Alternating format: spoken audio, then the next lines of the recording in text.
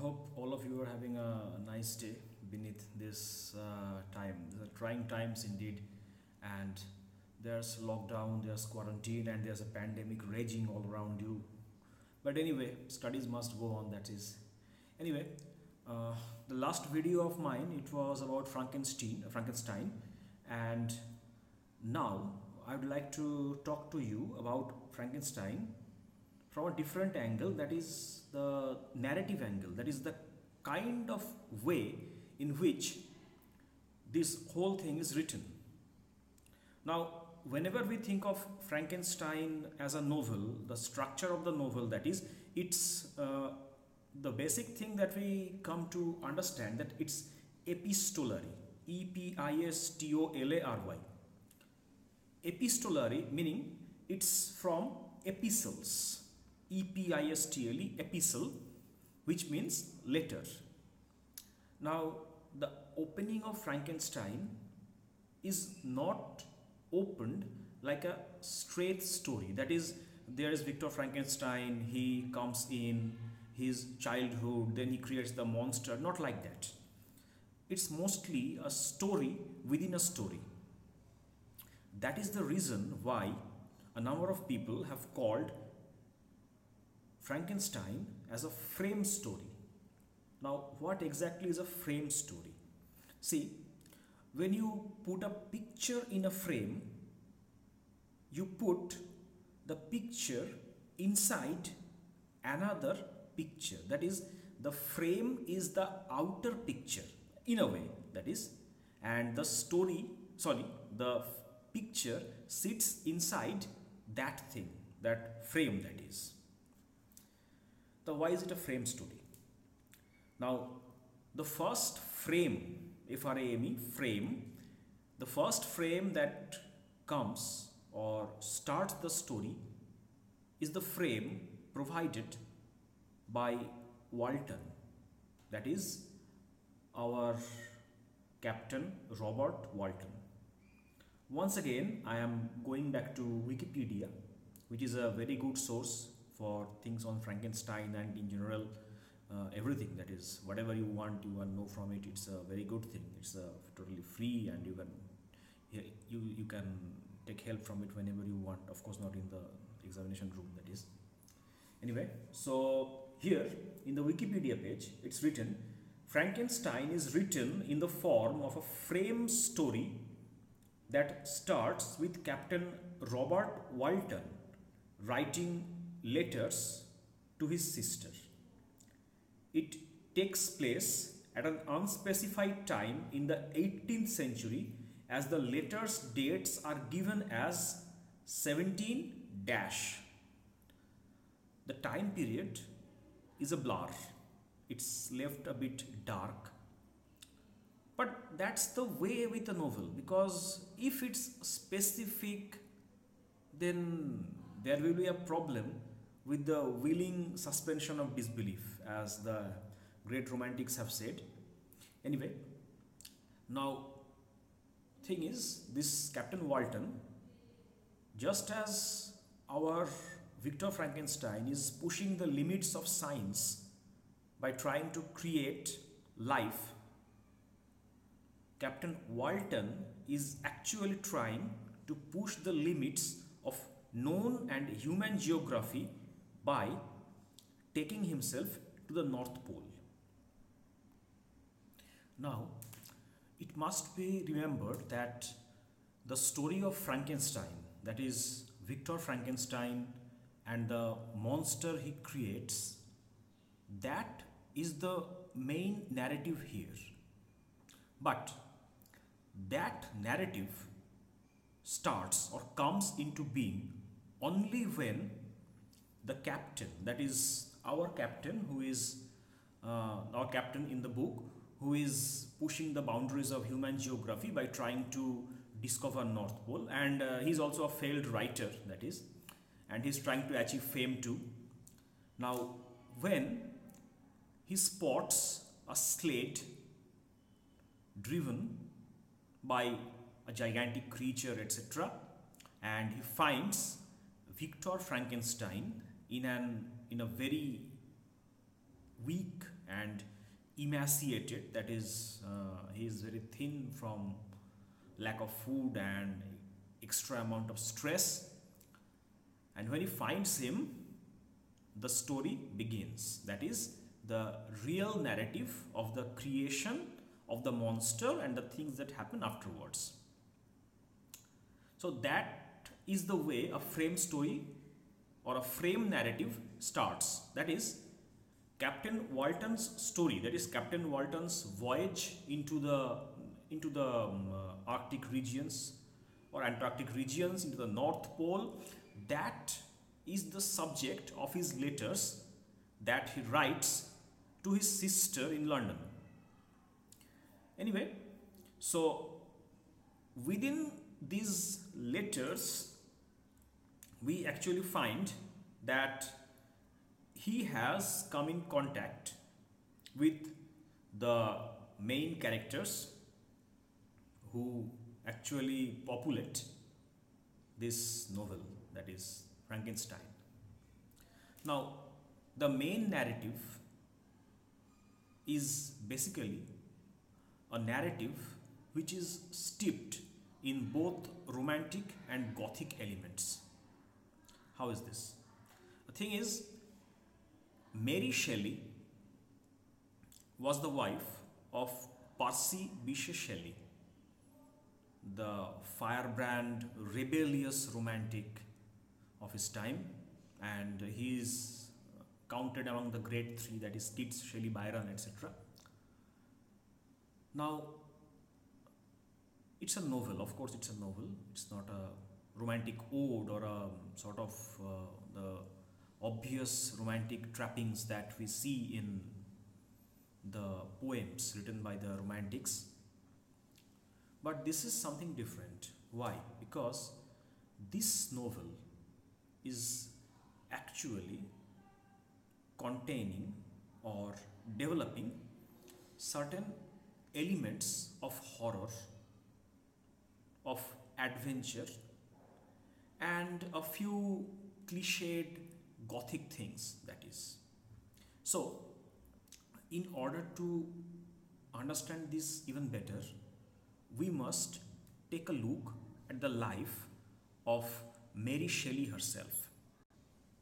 Now, the full name of Mary Shelley was Mary Wollstonecraft Shelley. She is the daughter of the famous feminist Mary Wollstonecraft.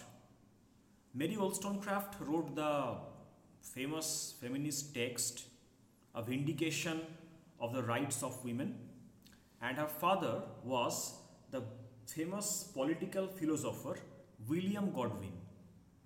Now, William Godwin as a philosopher was a bit of the anarchist type, and his theories, Godwin's theories, were a bit controversial in his time. So was Mary Shelley's mother's writing, especially the feminist part, and you must remember that it was an age when there was theoretically no inkling of feminism as we know it in our modern times. Mary Shelley's mother died in childbirth. It was a very traumatic experience, and when Mary was 4, his father married his neighbor, or her neighbor anyway. Now, there have been certain pointings out or certain references to the death of the mother in the life of Mary Shelley, linking it with the death of the creator of the monster in the novel Frankenstein. Of course, these are conjectural things, and you need not, sort of take this as some sort of biblical truth or something, but there are theories. That is the death of the mother. More than that, if you watch the film, that was the 90s film about Mary Shelley's Frankenstein. The title was Mary Shelley's Frankenstein, which was done, I think it was directed by, not direction, but there was Kenneth Branagh, the famous Shakespeare actor and director in it. Now, there it shows, of course, it's not in the novel, that is, the hero, that is Victor Frankenstein, he witnesses the death of his mother. So, the death of the mother, or the death of the creator, or the death of the person who has given the life. This is quite something to be thought about when we are reading Frankenstein, that is. Apart from this, in Mary Shelley's time, there are certain scientific, I would not say that they are advancement, but there are scientific incidents which had shaped the framework and the ground for the novel. One of them is the attribution of bioelectricity, or you might say in simpler terms that there was a theory which stated that there's some kind of electricity, minuscule or micro or miniature kind of electric current which is going on inside a living being, and which is the force that animates a living being. Now there are different theories on this, and whenever this thing is taught about or preached about, the first thing that I have also mentioned this in my previous lecture, the first thing that comes to us is the name of Luigi Galvani, the famous Italian physicist. Luigi Galvani is famous for his experiments of electricity on living tissue on the galvanic pile. What is the galvanic pile? Now, the galvanic pile is a 18th century contraption which acted as a battery. The basic principle of a battery is that you are putting two separate metal electrodes in acid, and a potential difference, that is voltage, develops between the two electrodes. Now, Galvani tried to do this with cloth soaked in acid and metal plates. Now, what happened was that Galvani used this current or electricity on the severed limbs of a frog.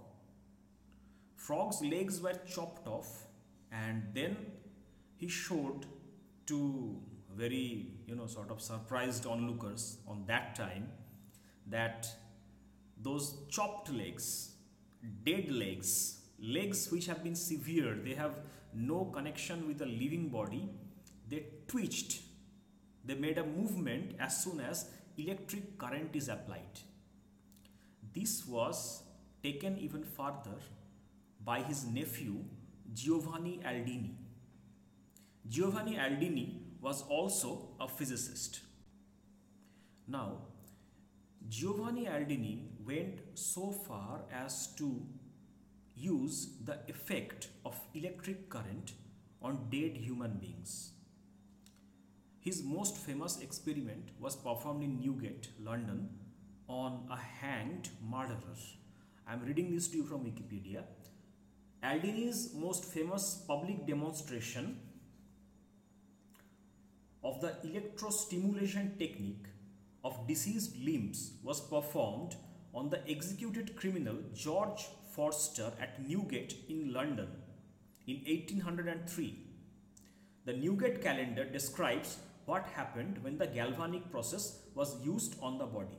So the galvanic process was very famous by that time, and kindly remember that when Giovanni Aldini was performing his experiment, there were a number of spectators present because it was quite a sensation at that time. That is, a scientist or a physicist trying to bring back life into dead things, dead limbs, or a dead human body by the means of electricity. So what happened was like this. I am reading this to you. On the first application of the process to the face, the jaws of the deceased criminal began to quiver.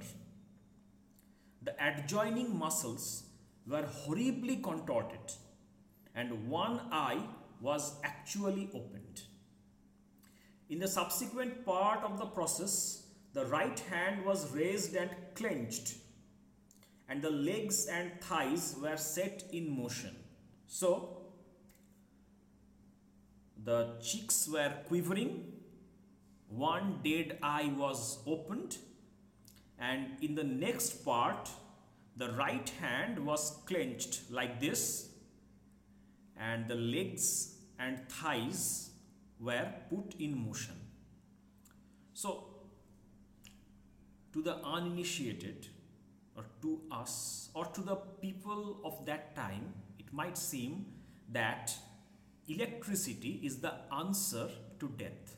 That is, life can be brought back again by electricity. But there is one caveat in this, and this must be remembered, that the heart of the criminal was attached to a different battery, and Giovanni Aldini failed to restart the heart. So, it was a partial success. But it was in the papers, it was in the gossip columns, it was a heated point of discussion among people of that time. So, that's exactly the reason why electricity is chosen as the life force, that is, the force that gives back life to the deceased in Frankenstein. Anyway, there are size constraints and there are bandwidth constraints. I'll put this up for now and I'll come back to you later on Frankenstein. In the meantime, feel free to look up on Giovanni Aldini and Luigi Galvani and Mary Shelley on Wikipedia or the internet, whatever it is. And if you are interested in going further, then there's a very good video in Vox, VOX. It's a channel on YouTube, and it's probably, I don't remember the title right now because I saw it long ago. It's probably on the experiments, the scientific experiments, which actually were the predecessor to the incidents in Frankenstein. Anyway, happy studying and let knowledge prevail over everything. Have a nice day or evening or night, and be wise, stay safe, stay healthy. That's all, and I'll come back to you later.